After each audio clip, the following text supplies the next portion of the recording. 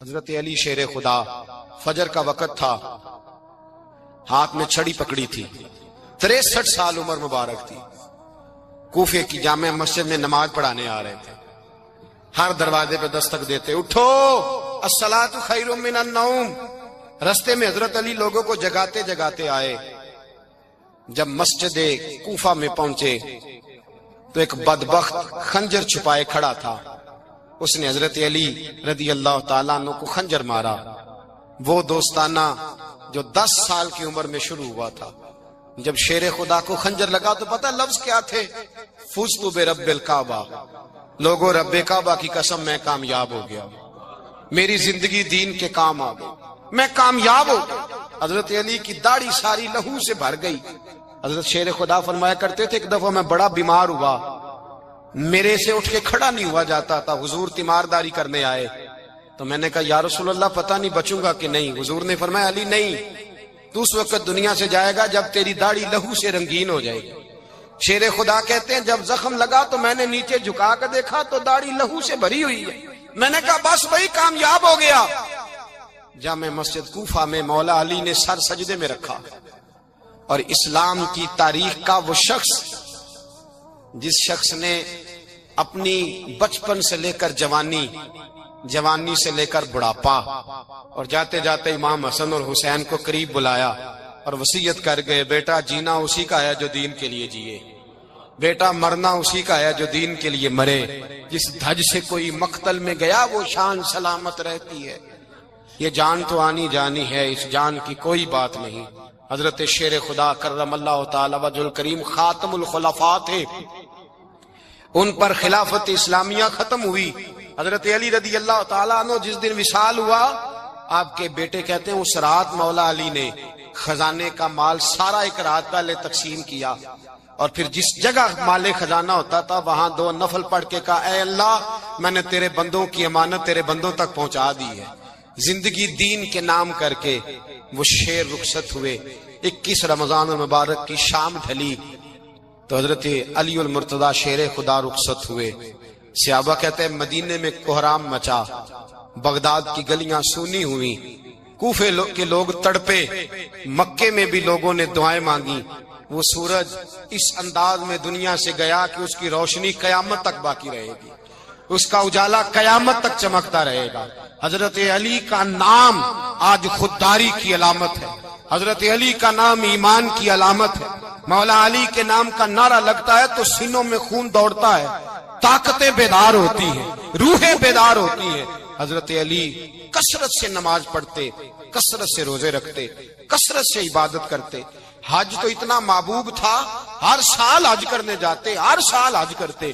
حضرت مولا علی شیر خدا رضی اللہ تعالیٰ عنہ کا عالم یہ تھا کہ باوجود غربت کے، باوجود غریبی کے، گھر میں کوئی شے، اور یہ جان بوجھ کے غربت اختیار کی تھی ورنہ تو مالک تھے کون ہے، باوجود فقر اختیاری کے حضرت علی رضی اللہ تعالیٰ عنہ کے دروازے سے خالی کوئی نہیں جاتا تھا۔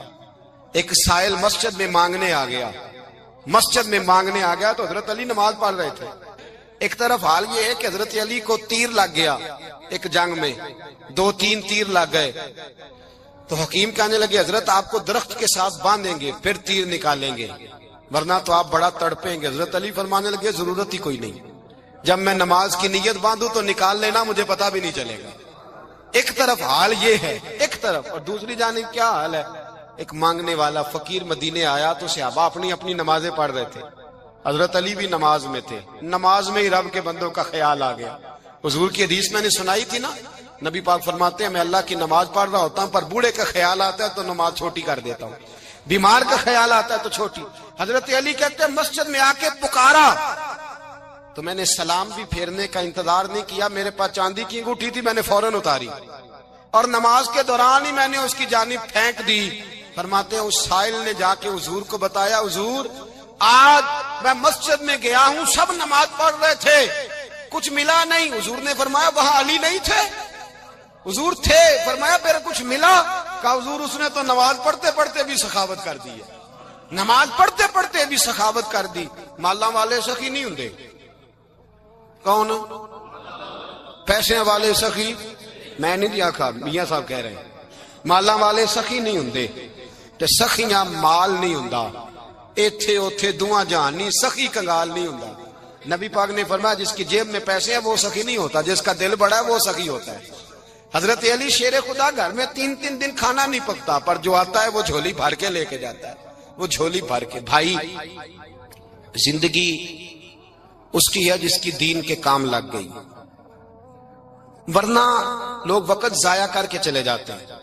پیسہ کمانا، دولت کمانا، رزق حلال کمانا عبادت ہے، پر اس کو دین ایمان بنا لینا حسن نہیں زندگی کا۔ لوگ اپنا آپ ضائع کر دیتے، اپنا آپ ضائع نہ کرو۔ شیر خدا کا محل کوئی نہیں تھا، پر لگتا ہے ساری کائنات شیر خدا کی جاگیر ہے۔ حضرت علی رضی اللہ تعالیٰ عنہ کا بینک بیلنس نہیں تھا، لیکن آج اگر اللہ کسی کو نور بصیرت دے تو وہ اٹھ کے دیکھے کائنات میں جتنا کچھ بھی ہے، آج پورے عالم دنیا میں، عالم اسلام میں حضرت علی کا ہی ذکر ہو رہا ہے، پوری دنیا حضرت علی کا۔ پھر اللہ نے فہم دیا، بصیرت دی، حضرت علی کو اللہ نے علم دیا۔ بہت بڑے عالم تھے حضرت علی، بہت بڑے۔ حضرت سیدنا عمر فاروق رضی اللہ تعالیٰ عنہ فرماتے ہیں اگر ہمارے درمیان علی نہ ہوتے ہم ہلاک ہو جاتے، جہاں کوئی مسئلہ بنتا شیر خدا اس مسئلے کو حل کرتے، بلکہ حضور نے فرمایا میں علم کا شہر ہوں، علی اس کا دروازہ ہے۔ حضرت جبریل امین علیہ السلام آئے انسانی شکل میں، حضرت علی کے سامنے کھڑے ہو کے کہنے لگے علی سنا ہے آپ شہر علم کے دروازے ہیں۔ حضرت علی کہنے لگے میں نے نہیں کہا، یہ تو میرے رسول نے کرم فرمایا ہے۔ کہنے لگے چلو بتاؤ جبریل اس وقت کہاں ہے؟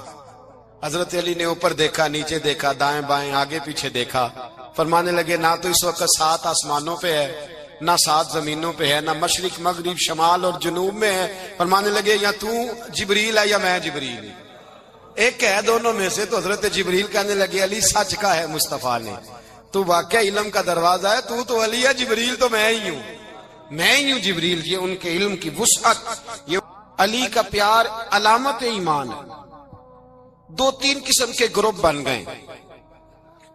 ایک تو گروپ وہ ہے جو کہتا ہے حضرت علی اور بس، بعض کو تو کرم اللہ تعالیٰ وجہ الکریم کہنے کی بھی توفیق نہیں ہوتی، وہ کہتے ہیں رضی اللہ تعالیٰ عنہ کہا کرو، اس سے بھی آگے نہ جاؤ۔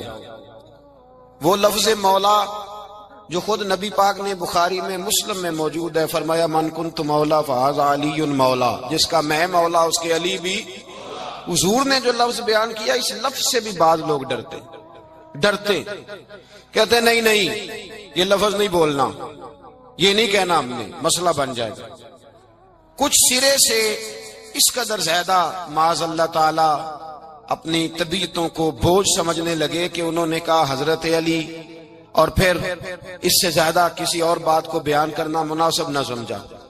ایک دوسرا طبقہ بن گیا جنہوں نے ہاتھ کے اندر دوری ڈنڈا لے لیا، وہ چرس بناتے ہیں، بھنگ لیتے ہیں، وہ دھندا کرتے ہیں، بڑے بڑے انہوں نے گلے کے اندر سنگل ڈال لیے ہیں، زنجیریں پہن لیے ہیں، اور کوئی شے آتی نہیں، سارا دن علی علی کرتے رہتے ہیں سارا دن۔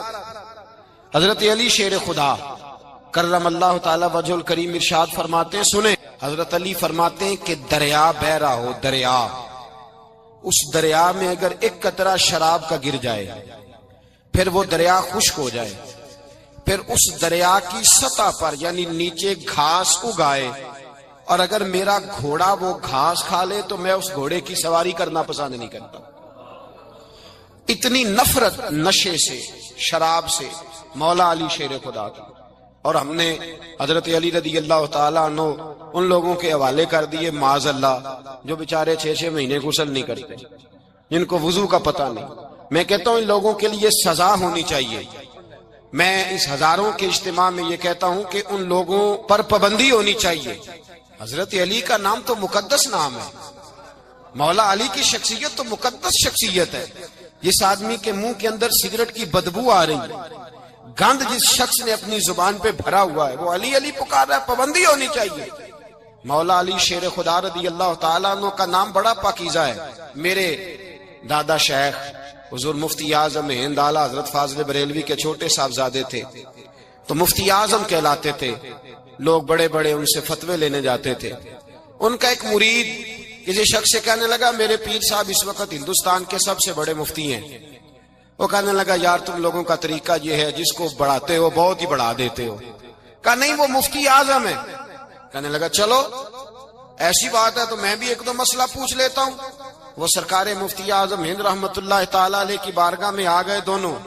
وہ تنقید کرنے والا آیا اور آ کے کہنے لگا جی آپ مفتی اعظم ہے تو آپ کا یہ مرید مجھے لایا ہے سوال پوچھنا تھا. کہا پوچھو.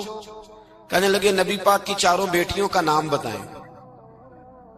حضور مفتی اعظم ہند بیٹھک میں بیٹھے تھے, ڈرائنگ روم میں وہاں سے اٹھے اور جو کمرہ جاتا تھا نا اندر اس طرف چلے گئے. وہ کہنے لگا یہ ہے تمہارا پیر, تم کہتے تھے مفتی اعظم ایسے چار بیٹیوں کے نام نہیں آتے, کتاب دیکھنے چلا گیا ہے, وہ کتاب سے دیکھ کے بتائے گا. آپ کے مرید کہتے ہیں میں بھی خاموش ہو گیا کہ سوال تو اتنا مشکل نہیں تھا. حضرت اٹھ کے کو چلے گئے. تھوڑی دیر کے بعد آئے تو ان کی داڑھی سے پانی کے قطرے گر رہے تھے. فرمانے لگے وضو کرنے گیا تھا, میں نے مصطفیٰ کی بیٹیوں کے نام کبھی بغیر وضو کے زبان سے ادا ہی نہیں کیے. میں وضو کرنے گیا تھا اس لیے کہ یہ شہزادیاں بڑی پاک ہیں, یہ لوگ بڑے یہ پاک لوگ ہیں, ان کے نام پلید زبانوں سے لیے جا سکتے, ناپاک زبانوں سے یہ نام نہیں لیے جا سکتے.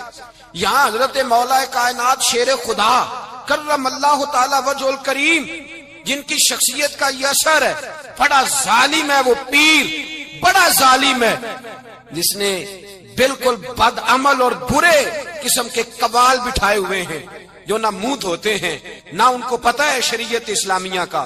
ان کے منہ سے تو حضرت علی کی تعریف سنے گا, ان کے منہ سے تو مولا علی کی بات سنے گا, جنہیں وضو کرنے کا طریقہ نہیں آتا. شیر خدا کی بات وہ کرے گا جس کے منہ میں مسواک کی خوشبو بھی ہو اور جس کے سینے میں رسول اللہ کا پیار بھی ہو. ایسے یار آدمی کو اجازت دے دی جائے گی؟